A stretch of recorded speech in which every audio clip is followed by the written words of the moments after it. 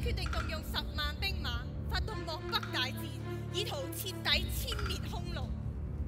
東路軍5萬騎兵由衛青大將軍率領喺定襄出發，殲滅左燕王。西路軍5萬騎兵由驃騎將軍霍去病率領從代郡出發，守人於是城。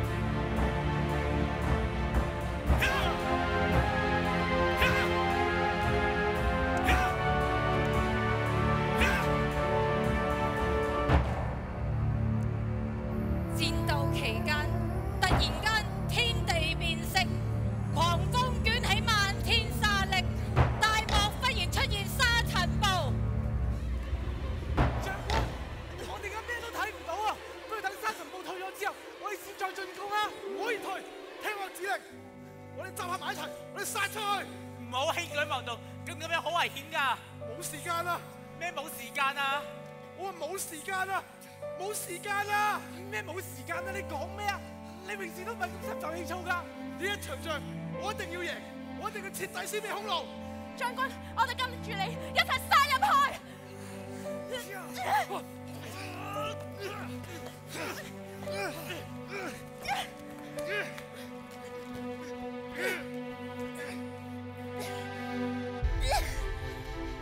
Sorry。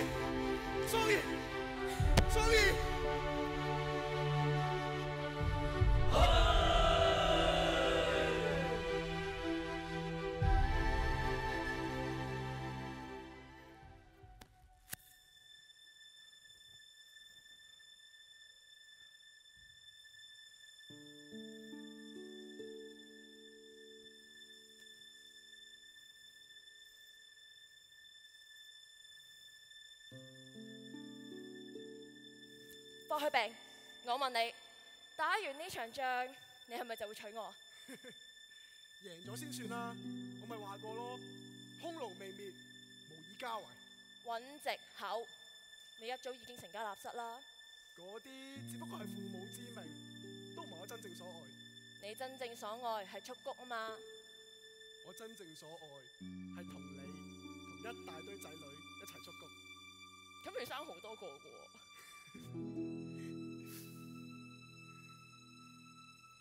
今次漠北大戰一完，如無意外可以徹底消滅匈奴，咁樣作為聘禮唔好咩？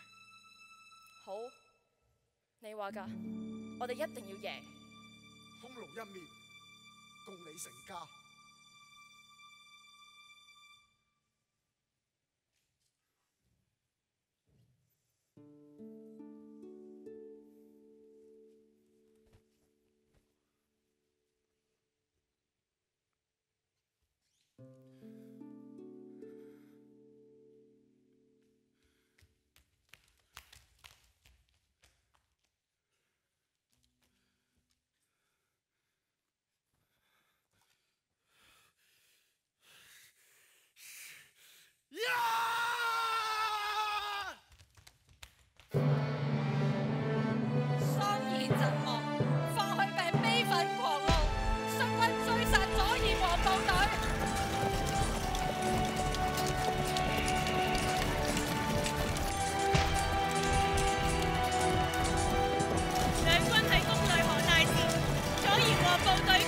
全軍覆沒。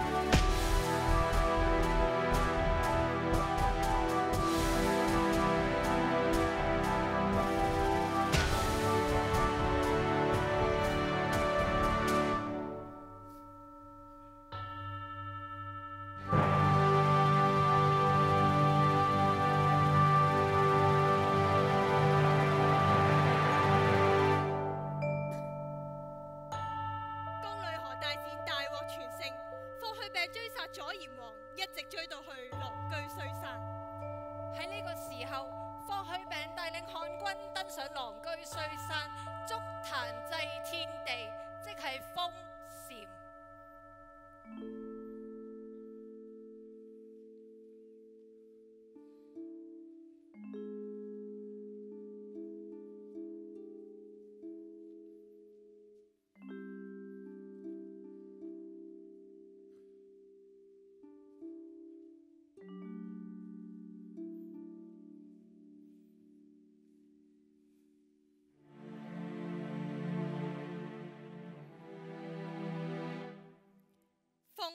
喺狼居胥山，禪喺孤顯山，史稱封狼居胥。史無前例嘅封狼居胥，成為中華民族最高軍事成就嘅代名詞，亦成為咗後世軍人熱切追求嘅人生目標。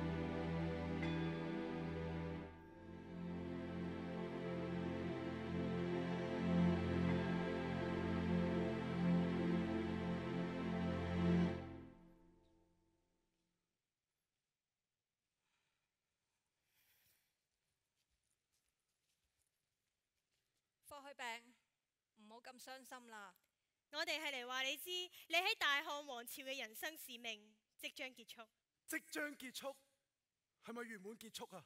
是否圓滿就留俾後世評論啦。後世人點樣評價我霍去病啊？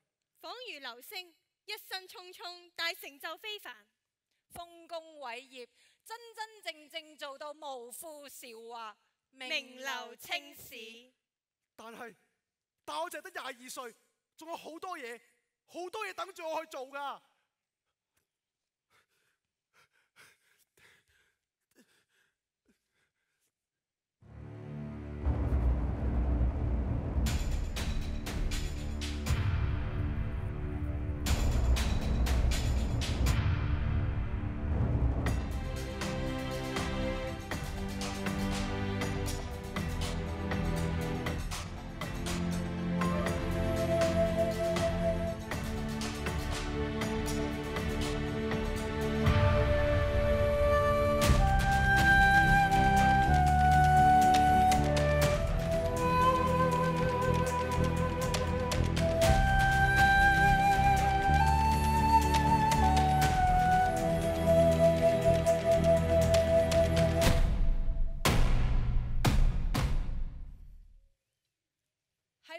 居胥之後2年，元壽6年，霍去病嘅生命驟然結束。根據司馬遷喺《史記》記載，霍去病一共6次出擊匈奴，殲滅同埋俘虜咗匈奴10幾萬人，包括投降嘅渾邪王部隊。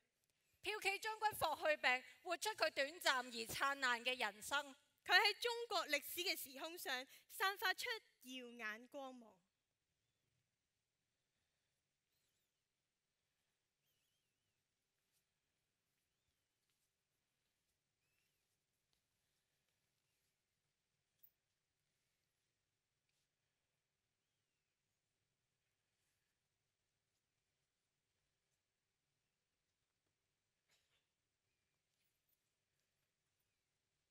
飄搖為國怒馳騁，公冠祁連若流星。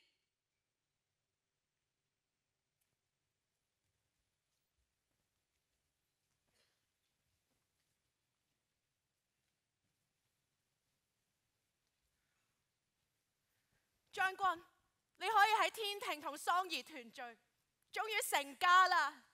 病仔，我趙破廬可以做到你兄弟，係我啲神最大嘅福氣啊！故有軒轅皇帝用蹴鞠訓練士兵戰勝蚩尤，今有天才去並用蹴鞠領兵擊敗匈奴。好兄弟，因為你，我揾到人生意義。以後你都可以無拘無束咁樣蹴鞠啦。驃騎大將軍，舅父以你為榮。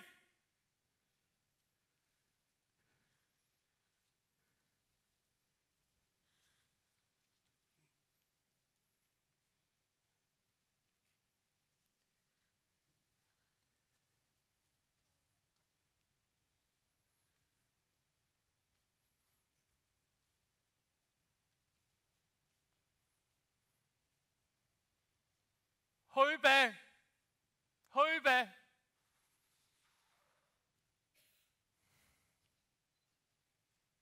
朕宣布，此大將軍霍去病諡號景桓，並且將大將軍嘅陵墓修成祁連山嘅模樣，以資紀念。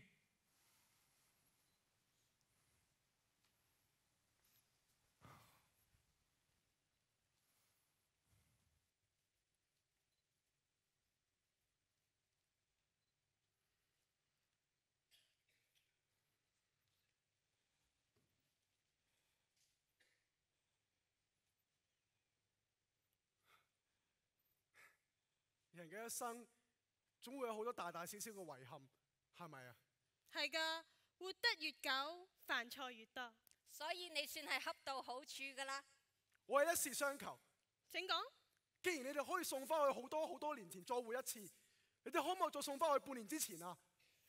唔可以。點解啊？我唔想帶住呢個咁大嘅遺憾離開呢個世界啊！人活得越久，犯錯越多。你只係得一個放唔低嘅遺憾，已經係好好噶啦。我求下你哋啊！我求下你哋啊！